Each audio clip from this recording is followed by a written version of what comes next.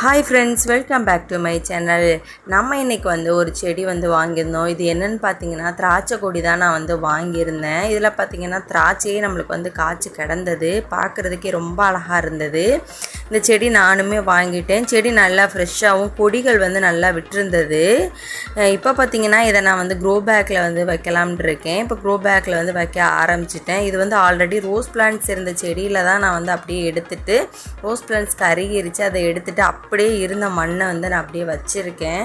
நம்ம தரையில் வைக்கிறதோடு இந்த டைம் க்ரோ பேக்கில் வச்சு பார்க்கலாம் அப்படின்றதுக்காகவே நான் இப்போ க்ரோ பேக்கில் வச்சுருக்கேன். நானுமே உள்ளே வச்சுட்டு இப்போ நான் நல்லா நடுவில் ப்ரெஸ் பண்ணிக்கிறேன். இப்படி பண்ணும்போது சீக்கிரமாக நம்மளுக்கு வேறுமே இந்த க்ரோ பேக்கில் ஊண்ட ஆரம்பிச்சிரும். இதுக்கப்புறம் பார்த்திங்கன்னா இது மேலே ஒரு ஸ்ட்ராங்காக ஊண்டி வைக்கிறதுக்காக ஒரு குச்சியுமே நான் வச்சுக்கிறேன். ஏன்னா இது ஒன் சைடு சாய ஆரம்பிச்சிச்சு செடி. அதனால் ஒரு குச்சியுமே நான் ஊண்டி இந்த மாதிரி கட்டி